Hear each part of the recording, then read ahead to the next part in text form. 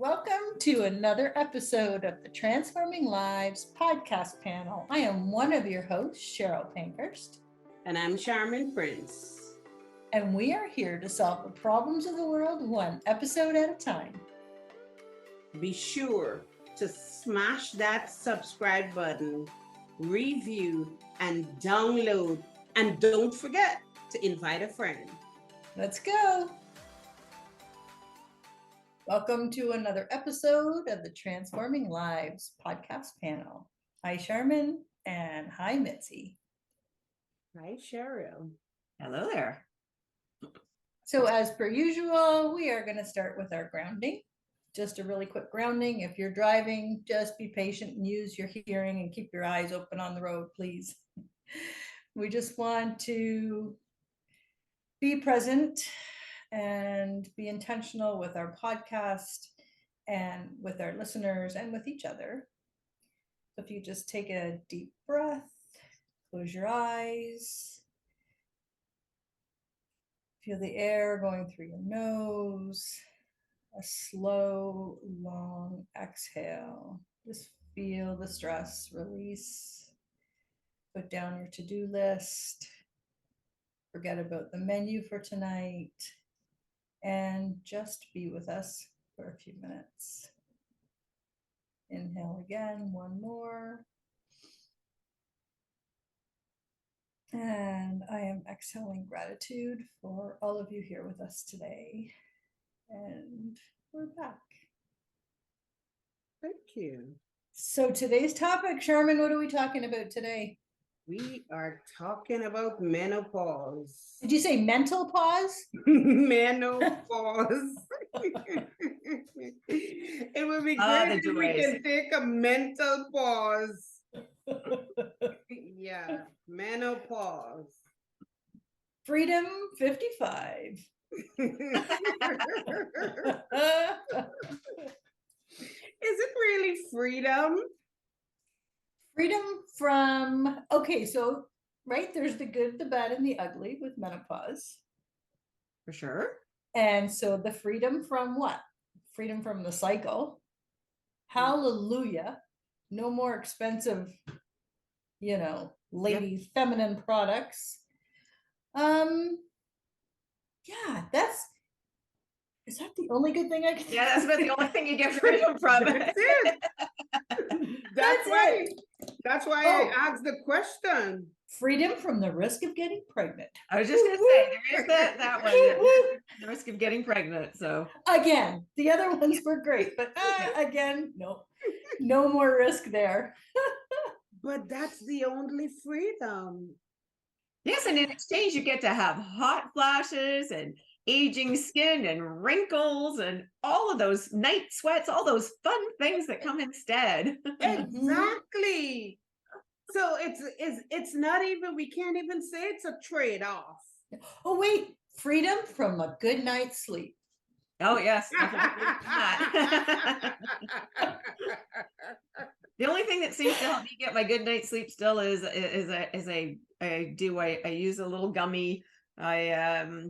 That seems to be the thing that just kind of like chills me out and I'm good.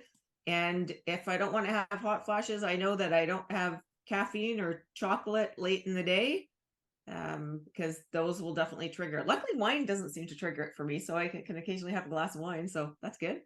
Yeah, that is good. I do the same thing. I think we had when we did our podcast on sleep, I talked about that CBN CBD combination, and it works for me, but nothing else has. I think I'm totally resistant to melatonin, and there's a few other. Even magnesium doesn't seem to put me to sleep. I think it relaxes me, but it sure doesn't knock me out. I use the relax lozenges from APL Go too, which I find are really good. Okay. Those help as well. They're also good for people who with anxiety. Like I don't have an issue with that, but my daughter does, and she finds that kind of helps. Just kind of, I don't know, take the edge off of that. Yeah, another great thing that comes with menopause: anxiety, moodiness. Although before you had menopause, we got some moodiness and anxiety and things that came along with the previous package too. True. So there was really, no gift. But the moodiness and all of the other things that came with the other package, it was temporal. Yeah. It was seasonal. It was only during that time. Mm-hmm. But now we have the new package consistently. Is there a It's return not policy? It's not just for a couple of days Oh, or a week. It's every day, every night. The night sweats. It's annoying. oh my goodness. Yep. What are your things that you do to help for night sweats in particular? So for me, and I just heard this, ice packs on your hips is supposed to keep you cool. Okay. And there's something else I used from Sage, Sage, that store, Sage. I don't know if you have it out there, Sharmin. They sell essential oils and diffusers and oils for specific purposes. And they have a spray of an essential oil that is called a cooling mist or something like that. And that is helpful, but it allows me to go to sleep without a night sweat, but it does not stop the 3 a.m. drowning while my next door pillow person there is all bundled up like it's the Arctic. And I'm throwing things up. Another reason to maybe put a pillow over his head sometimes. And snoring and comfortable and cold. And I'm just like, oh my gosh. Yeah, my husband sleeps well too, but thankfully he also likes to sleep with it really cold. So, and I've always been that way. So the air is really cold. The kids would always complain that the house was way too cold when we were sleeping, but we both like it really cold when we sleep and sort of bundled up in a bunch of covers. And my husband was last at me, but I keep one or both feet out. I have to have it untucked at the bottom. I can't have my feet tucked in. And I just sort of, depending on how hot I am, either part of the foot's out or all of the foot or just the bottom or the top, or if it gets really bad, the whole leg goes out. Oh yeah. Sharmin, do you have a strategy that you use? I don't have a strategy. Some nights I go to sleep with the diffuser with peppermint oil or with lavender or with eucalyptus. It depends. But during the night when the sweats wake me up, it's like, okay, I am just going to endure it until it leaves. And do you I've do been it lucky 'cause often? I've never Like do got you bad. multiple times through the night? No, once. Yeah. Okay. Same here. Yeah, once. But the thing about it, maybe we should define menopause. You know, because it is this natural biological process that marks the end of a woman's reproductive years. And it is officially diagnosed after a woman has gone 12 consecutive months without a menstrual period. Right. So what about perimenopause? Like define that for me. Is the perimenopause is before the actual menopause? Am I right?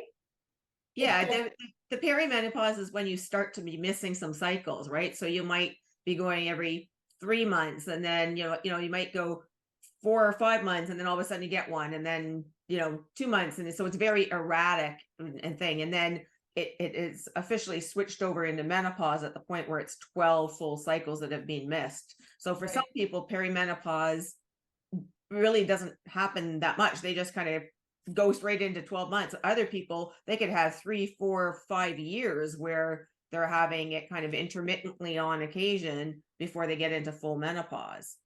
And so with sorry, go ahead. Oh, and I was just gonna say, and with full menopause, the night sweats and all of the sleep things and stuff, for some people, again, it's like 3 or 4 years that they have issues with it. Other people, it can be 10, 15, or for the rest of your life, right? Like it's very different for each person.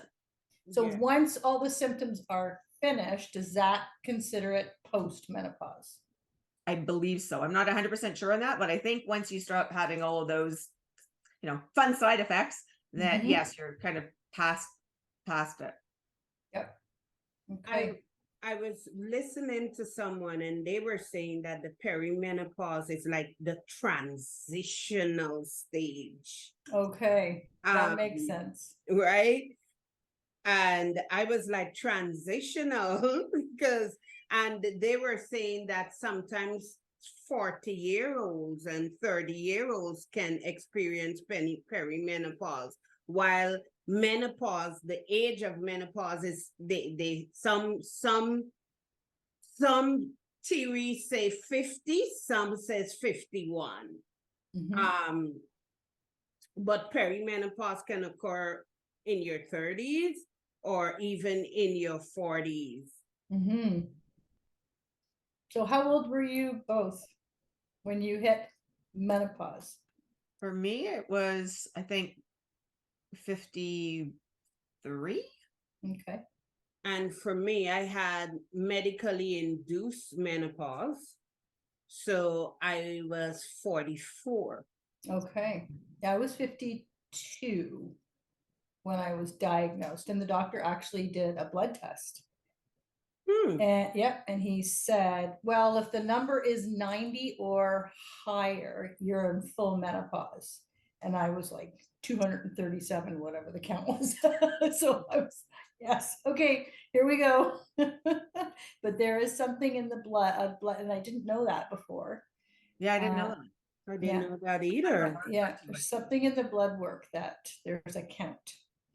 But I mean, I think it's just like when we are getting our cycles. I mean, some people start to get it very early, others very late, and some people have very light and easy going cycles, and other people, like they're a train wreck during that time. Mhm. So Yeah. again, I think it's very much, probably partially genetics and partially, lifestyle and what we Mhm. eat and our activities and all those kinds of things that impact it. Yeah, I'm super lucky with my whole cycle and menopause, really. I I mean, I had all of those symptoms, but not to the extreme that I've seen some women have them. I've actually been very lucky. And that seemed to go right from my cycle from when I was 13. I never really struggled with major symptoms like I'd seen people struggle before, and still continue to see close friends of mine struggle like that. I was very lucky that way. I have to say, it's the weight gain for me. Yes, that is another fun occurrence. I look at my picture there and I realize my face has gotten fatter over the years along with the rest of me. It's crazy. It's my whole body changed completely. I would easily gain weight in my thighs and my butt, no problem. But I never had a stomach, always had abs, never had, like, always had muscular arms. And then, what the heck? What is this shit? Yeah. No, I had that exactly too, but I wasn't as lucky as you with when my cycles, they started when I was 9, Oh, and I had like horrific all through like until I had kids. Like oh my gosh. I had to go on medication because I was anemic, and I had it brutal. And my sister was like, I think 15 or 16, like totally different. Wow. Wow. Um, my cycle was painful. Oh. I started, I think I was 12 years old. And every month, there's severe pains. Day one was spent in bed. Oh my gosh. Nothing relieved that pain until I met a herbalist who recommended a herb that was very scarce, but that was the only thing ever helped me. Do you remember what it was called? Yeah, in my country they call it cow foot bush. Cow foot bush. Bush, yeah. Hmm. Not familiar Um, with that. Do you know and what it's called here? Like, is it? No.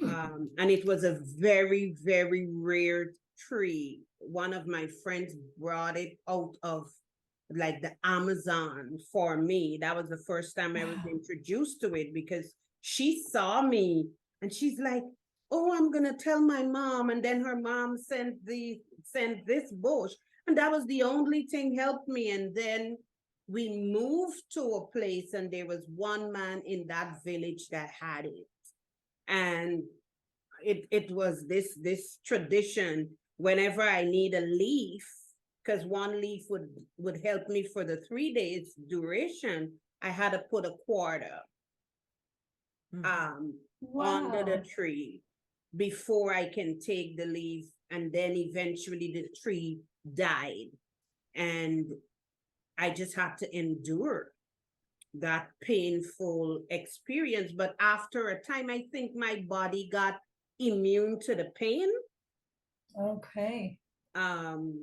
because my pain tolerance level is extremely high, and it's because of all those years of enduring menstrual cramps and pain. That's terrible. Yeah. So Ugh. I was relieved at 44 to enter menopause, surgical Mhm. menopause or medically induced menopause, but I didn't have symptoms like hot flashes and night sweats with the medically induced That's really menopause. lucky because a lot of people do when they Oh, have medically induced, they No. tend to get hit really hard. After 50, it's around, I think I started to have that 2 years ago. Oh, interesting. Yeah. And I guess that's when biologically my body went into menopause despite the medically induced. okay. That Yeah. makes sense. Yes. Huh. So Did you now ever try the thing that you were saying that you used when you were getting your cycle to see if it helped with menopause? Because maybe it would help with menopause too. well, I don't have access to that. I maybe that's an extinct plant in Guyana because I never heard of it before, and I never heard of it or saw it after. Mm. Interesting. Yeah. Yeah, that's really interesting. Yeah. That Huh. was the only thing that helped. Do you find that there are certain things for either of you that trigger it or that help it? No. I don't either. Mm-mm.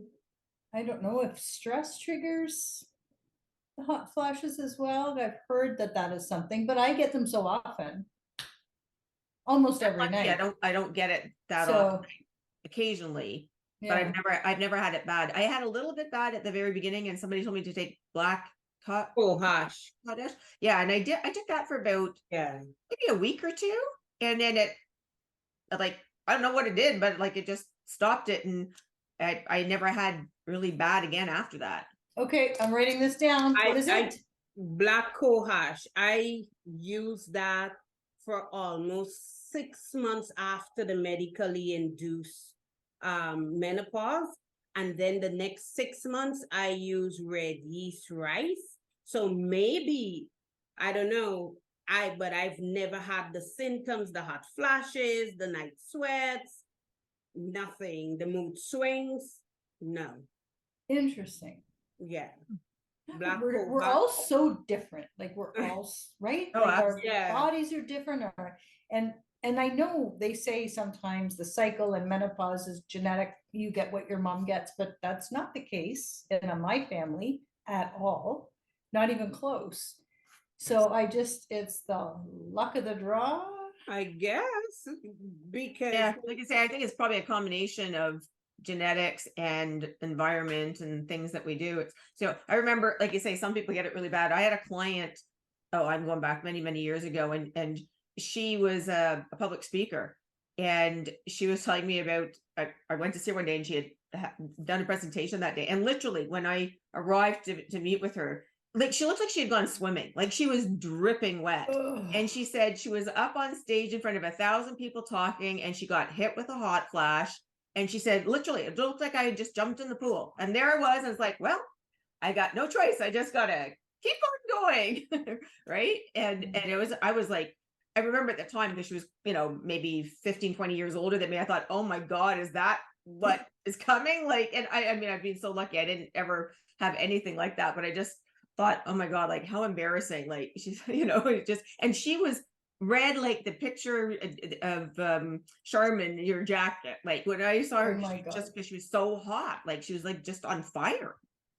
I think I had those for a year during the day, hot flashes for a year. And the only way I could describe it is I felt like I was a barbecue from the inside out. Like it didn't feel like heat from the sun. It felt like from the inside, like my stomach would be hot, my hot, hot, hot. And I don't get that. That was about a year or two into, like, after menopause was diagnosed. And then that was it. Now it's one hot flash a night, night sweat. Bleh, it's disgusting. But I did read up, and I don't know if this is a contributor for help, but I did read that fish is a really good resource to be eating, a lot of fish.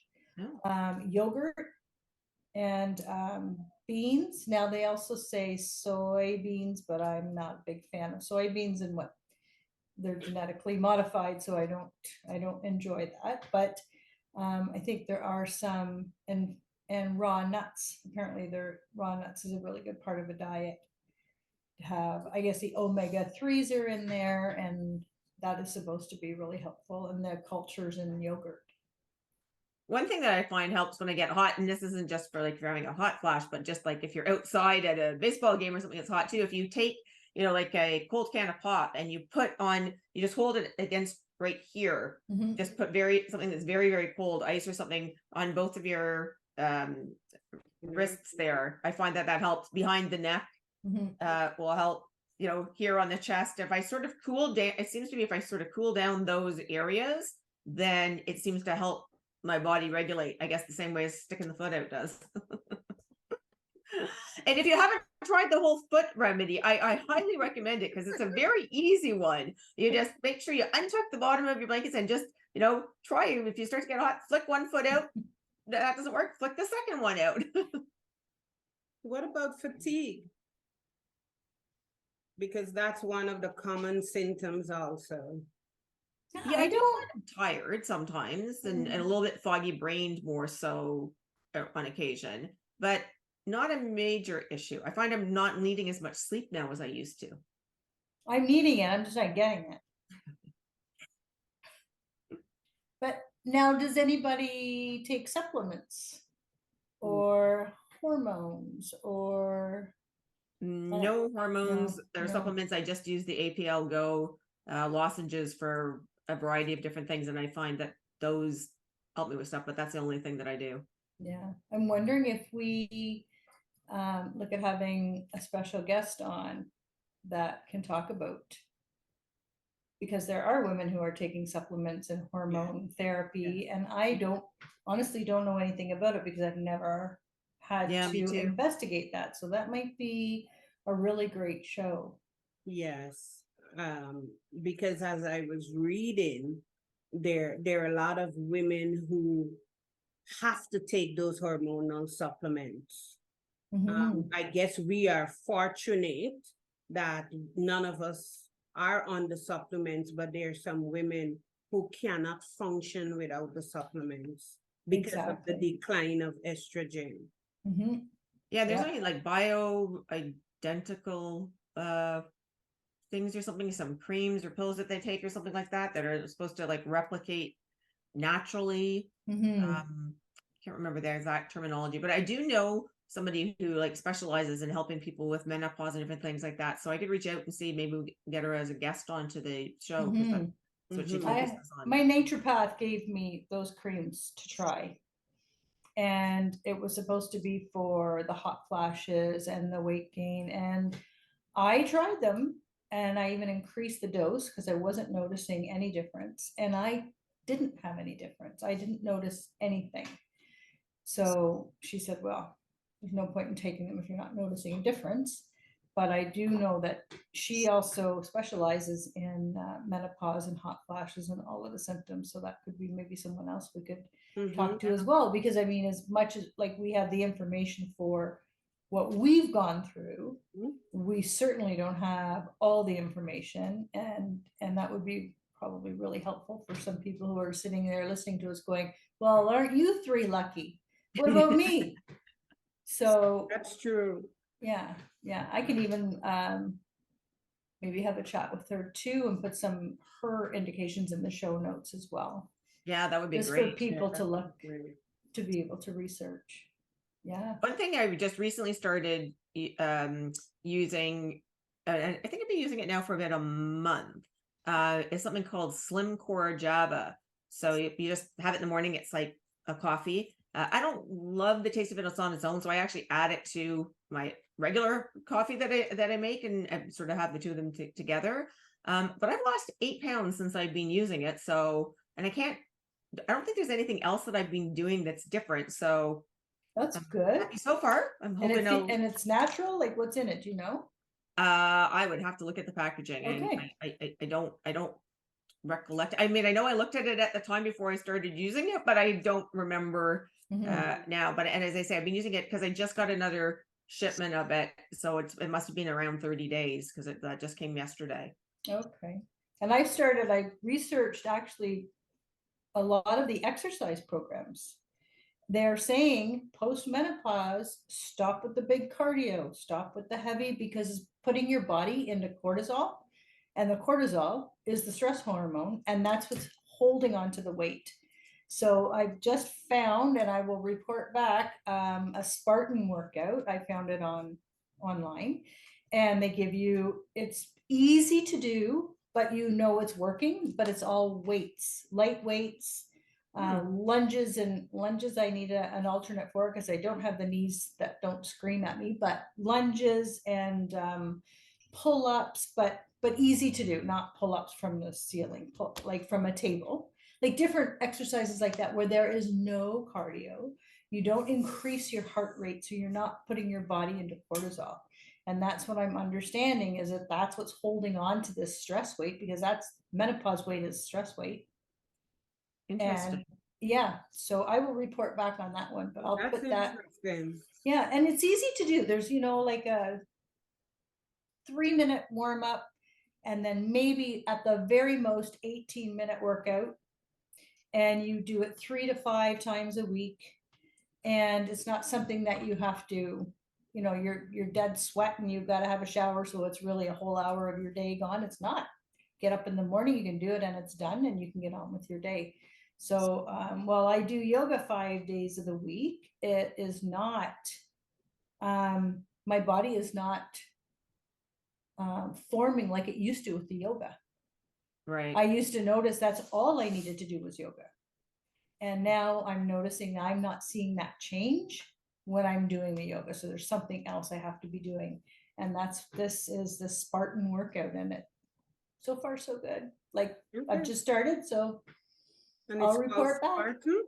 Spartan, yeah, I'll put it in the show notes. I think his name is Oliver Spartan, or maybe that's the name of the workout. I'll put it in the show notes. I'm using an app on my phone called Seven. So Okay.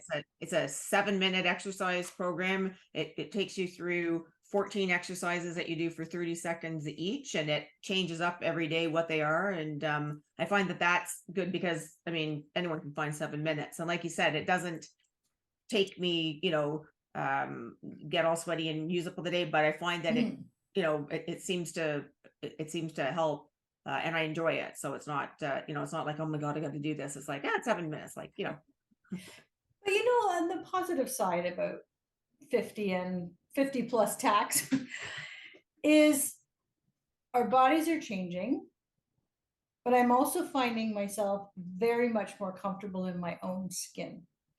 So 10 years ago, I would never have worn a skirt if my legs looked like they do.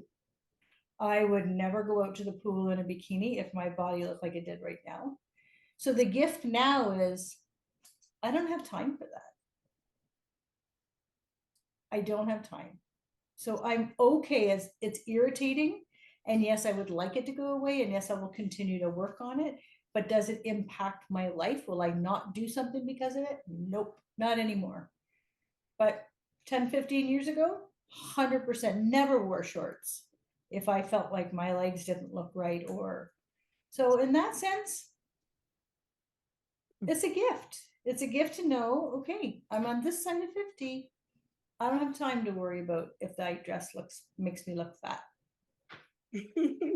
Yeah, I find that, you know what, it can be the day. I can put the same dress on, you know, today and on Friday, and one day I'll feel like I look great, and then the next day, and it's like, you know, obviously things haven't changed that much in that period of time, but sometimes it's just the way you feel, you know, inside. And I find like if I'm finding that I get moody or something, if I listen to some fast-paced music, every day, that helps me mentally. It's just like if I find that my mood is off, if I just sort of go and I listen to 3 or 4 songs and go for a little short walk and listen to some music, or go for a drive and listen to some music, that will help kind of take the edge off, so to speak.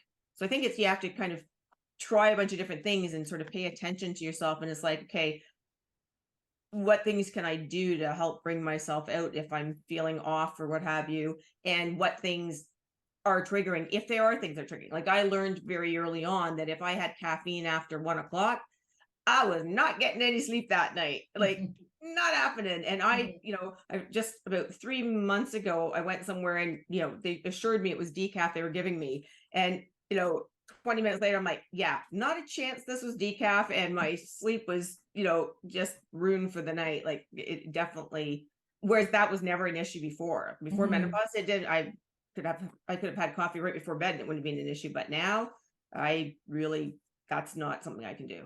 Yeah. I found the same thing.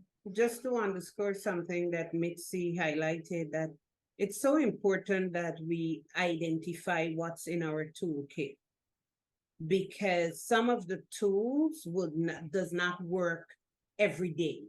Like I can do I have Alexa program for a 6-minute workout and a 5-minute plank, and some days none of it doesn't work. So what else do I have in my toolkit that I can pull out to help me get through the day? You know, maybe it's a walk.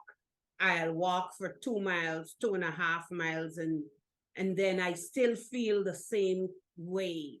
Do I just need to sit in the sun for 2 hours instead of walking?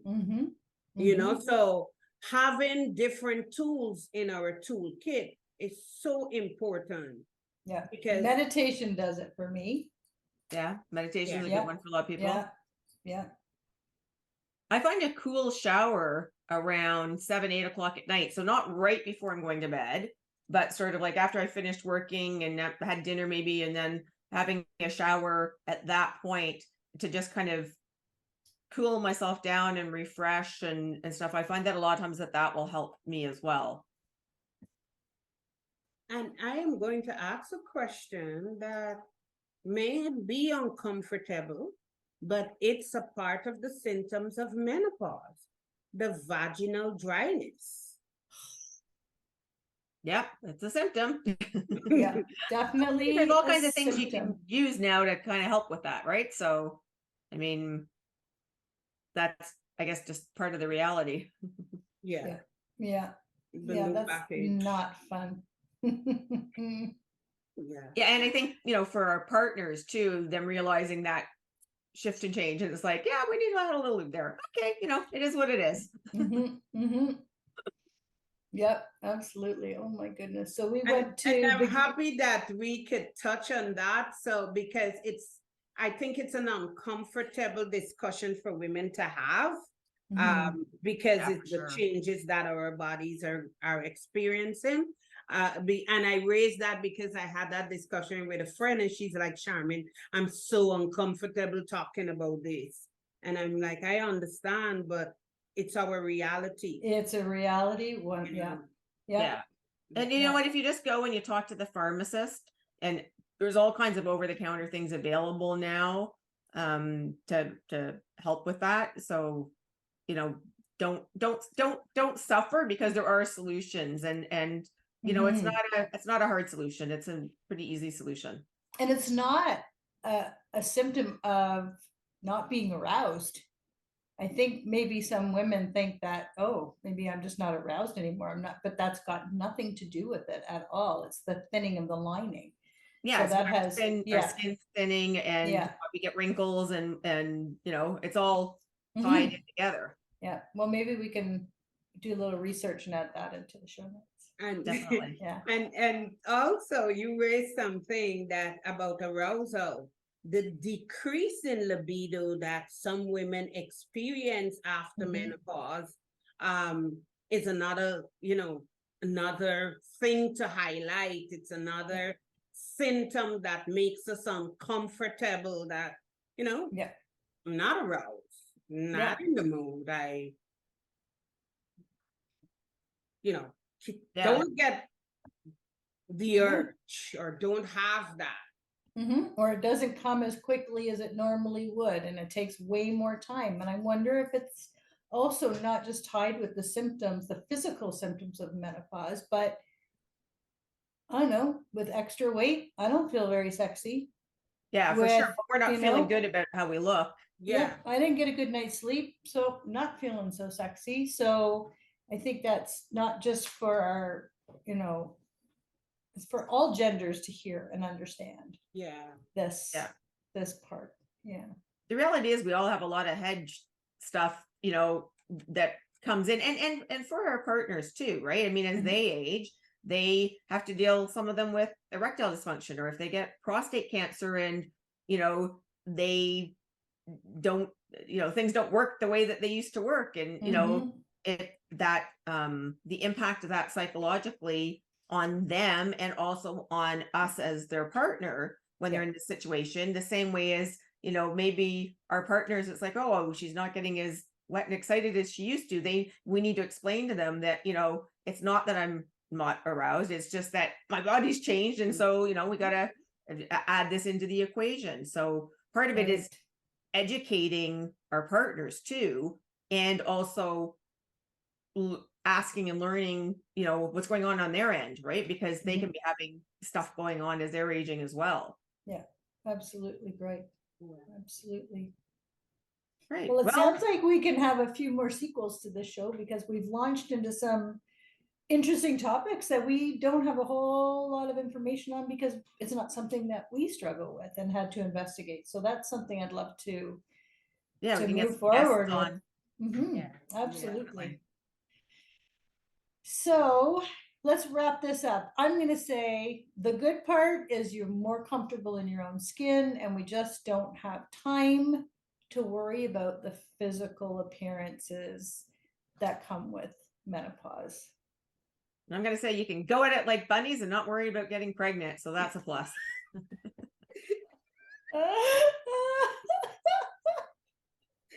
I'm gonna piggyback on what Cheryl said, that the self-confidence and the value that you put in yourself. I didn't have that before, because I was concerned of all the physical things. Now I can safely say I don't care. Yep. I am more comfortable in who I am on the inside than what's going on the outside. And that just makes you glow on the outside.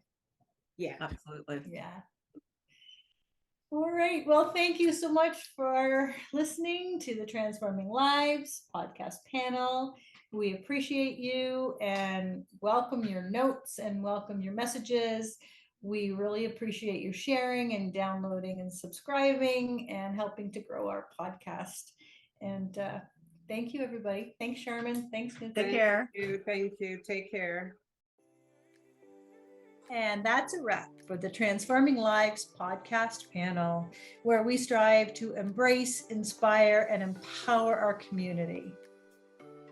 Be sure to subscribe and download. Also, don't forget to leave a review and check the show notes for resources and contacts for all of us. Thank you for listening, and see you next time. Thank you, Sharmin. Thank you, Cheryl.